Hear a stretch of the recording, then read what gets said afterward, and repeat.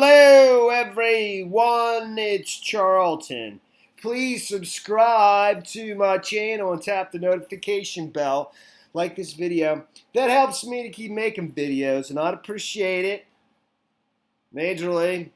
So just very quickly, I want to review the situation in Saudi Arabia that happened overnight. The drone attacks from Yemen, the Houthi rebels that are on the northern border, the southern border of Saudi Arabia that sent, I think, 10 drones, a fairly great distance up to two different facilities. One is called, the Ab Kayak and Kreis, I believe, But the one, they're both humongous, and the one in Abkiak is the largest in the world. The largest. I don't know what the final stage of oil refining processing, but it's not just processing. There's some term I couldn't find. I can't remember. But it's the largest of its kind in the world. It's humongous, okay? And actually, this is going to. I think it's the reports are that it's going to cut Saudi oil production in half, which would reduce the world oil supply market by like 5%. I think it's 5 million barrels a day is what they were saying, something like that. The Saudis are claiming. The footage is shocking, of the fires that people captured on their phones and stuff. It's amazing. The damage they were able to do, the Houthi rebels, with just some pretty crude weaponry, basically drones. And I believe I found something that's similar to a picture of what's similar to what was used. It's pretty amazing. I'm shocked, how such a small group was able to do such damage to, I wouldn't call Saudi Arabia a world power, but to do so much damage to their financial and economic might, which is their oil producing capacity. It's just incredible, So, but back to where I was on the map. And from what I understand, the Houthi rebels, which are like a Shia Hezbollah-styled group, that are backed by Iran, are in this portion of Yemen, But I think what concerns Saudi Arabia the most is that they're along the border of Saudi Arabia and Yemen. And how that all came to be, I'm definitely not going into. Like, here's a fairly modern map of the situation. This is from March 2019. And actually, this article here, which basically describes the whole conflict, in a couple pages. Because I was I'm aware of the situation. I know I've heard many other YouTubers make videos and the humanitarian crisis. According to a couple, the Daily Mail over here said 90,000 people have died since 2015. That's not the numbers that were quoted in this BBC article. Actually, it was something more like 6,000 or something like that. But the numbers are still high either way. But actually, I'm getting off topic. The Daily Mail was quoting some group, that I think is in the United States, in terms of the death count since 2015. But the point is this article, I'll link it in the description, describes how we got to where we are in Yemen, with the Houthi rebels along the north. There's there's sort of ragtag groups of Al-Qaeda and ISIS in the south of Yemen, and even other factions. And basically the old dictator who's now dead, who handed over power to his second in command was, and I believe is still in power today, and that's him right there, Haiti on the left. And this is the former dictator who basically lost power as a result. I'm giving you a sort of the synopsis very quickly, as a result of the Arab Spring uprising, and he actually backed, even though he backed slightly the Shia Houthi rebels, even though I think he's Sunni, and the majority of the Muslim world is Sunni, because he was trying to get back into power and take it back from the guy he gave it to. That's the best quick description I can give of what's going on. So, but this map is useful, and it kind of shows you where they are, and they're able to launch drone strikes from here. They've done this before. I don't think with nearly the precision. I think They bombed an oil pipeline that's under construction that basically destroyed it, and another processing facility that where they didn't, I don't think, achieve such a direct hit. But in this case, man, according to some of the figures that are being reported, and according to, you don't get to see up close and stuff, but this footage looks like they did a hell of a lot of damage. And I'm not sure. This is my second or third attempt trying to make this video. So, like I was saying, they were able to cut the production capability of this major facility in half, and that literally will take 5% of the world's oil supply off the market for at least days. But I mean, I don't see how the Saudis are claiming.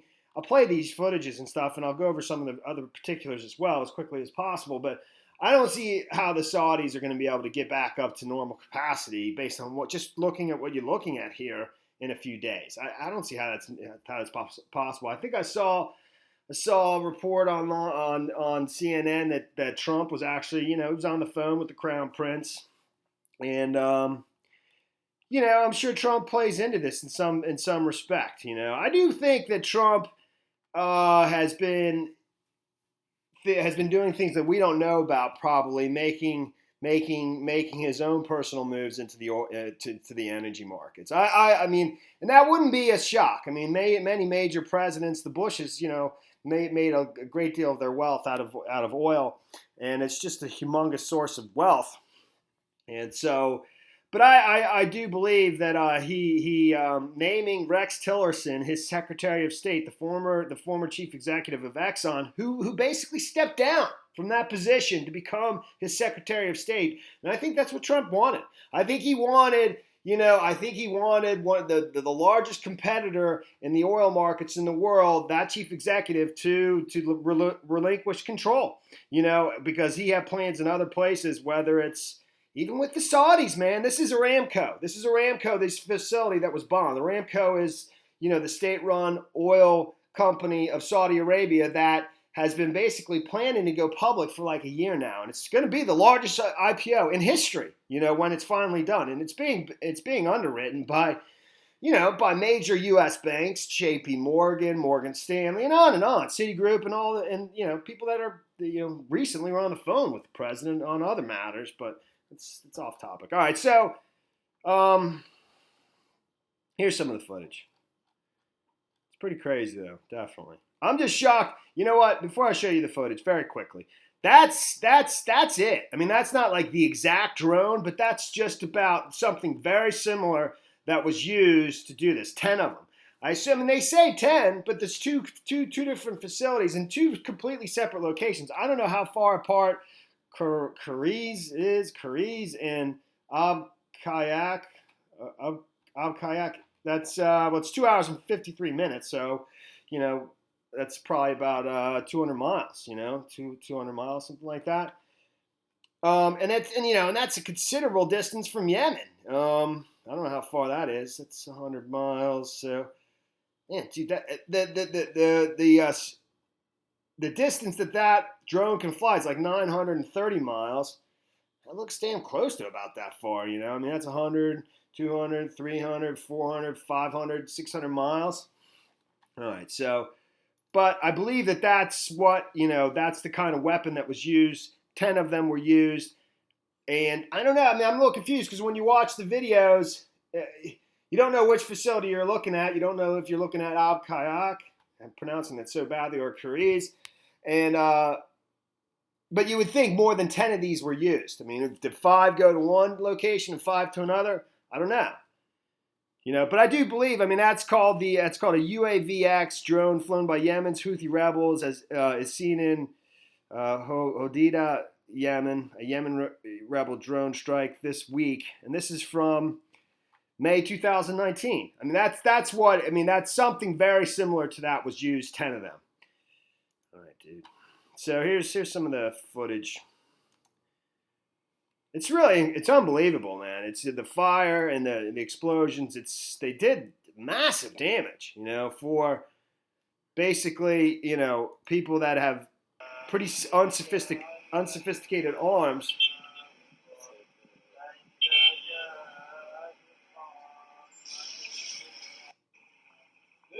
And you don't know because there's different cell phone footage which has just been compiled here. You don't know, if you're looking at the same facility, when it changes from cell phone to cell phone or what. But it does give you an idea of the extent of the damage they were able to cause with those drones. And they're backed by Iran. I mean, everybody pretty much agrees to that. But it's still, the weaponry is just, it's pretty, crude relative to the sophisticated weapons of today. Saudi Arabia's been buying billions of dollars or hundreds of millions of dollars of weapons from us.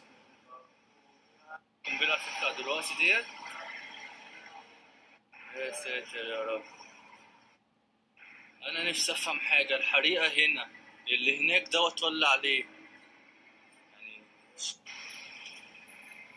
And there's other videos too. It's crazy.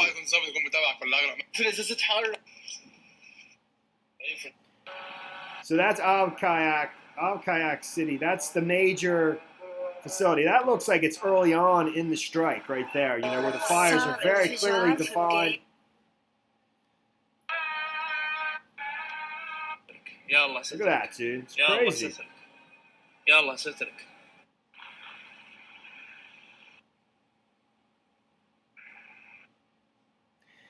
Now that I've seen it a second or third time, the fires are pretty localized in each instance. So maybe the Saudis will be able to, get things back up in a few days. Nevertheless, it just shows you that basically, people that sort of the world community consider a ragtag group of rebels were able to take one of the large oil-producing nations and cut their oil production, or bring it to a standstill almost immediately, and cut it in half, with some pretty crude weaponry. It's pretty remarkable. A nation that is fully backed by the United States. So, I was just shocked by the extent.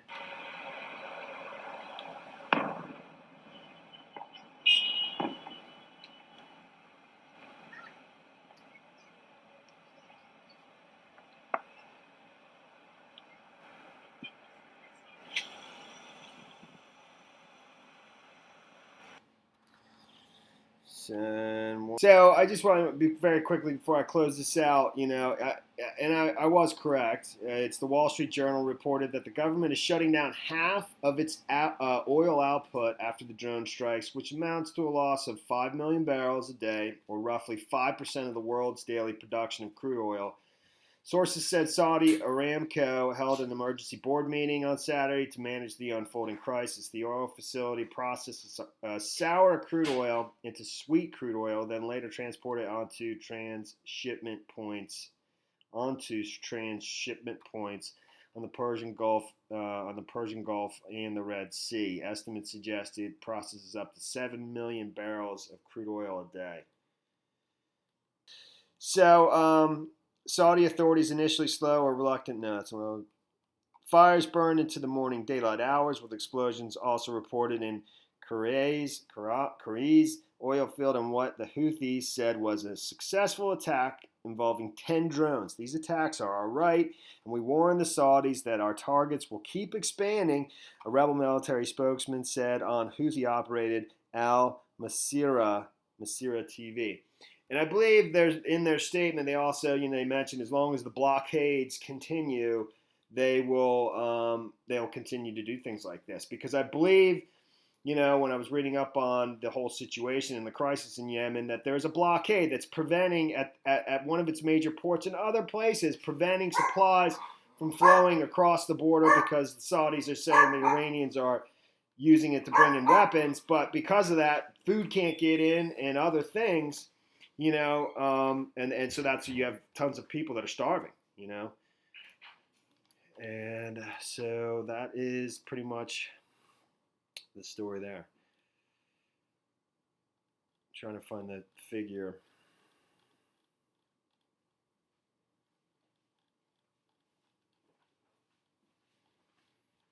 In terms of the violence has pushed Yemen to the brink of famine and killed more than 90,000 people since 2015, according to a U.S.-based armed conflict location and event data project called ACLED, which tracks the conflict. So 90,000 people killed since 2015, but as I was saying before, in this BBC report, the numbers were much lower. If I can find it, I don't think I'm going to be able to though. I don't feel like starting and stopping anymore. The human cost, here you go, right there, dude. The UN says at least 7,025 civilians have been killed and 11,140 injured in the fighting since March 2015, with 65% of the deaths attributed to Saudi-led coalition airstrikes. So maybe that's just as a result of fighting, and the death tolls as it relates to starvation are much different and much higher. It's the poor one. Supposedly, this article opens up that Yemen is one of the poorest nations in the Middle East, and I guess they have no oil, in that country. It's a country of 24 million people. Yemen, one of Arab's most poorest countries, has been devastated by the civil war. Here we explain what is fueling the fighting and who is involved, etc. All right, well, that's the story there, man. Thanks for watching my videos. Please subscribe to my channel. Give me a like down below. I'll see you in the next video. Later, man. It's okay. You're okay, man.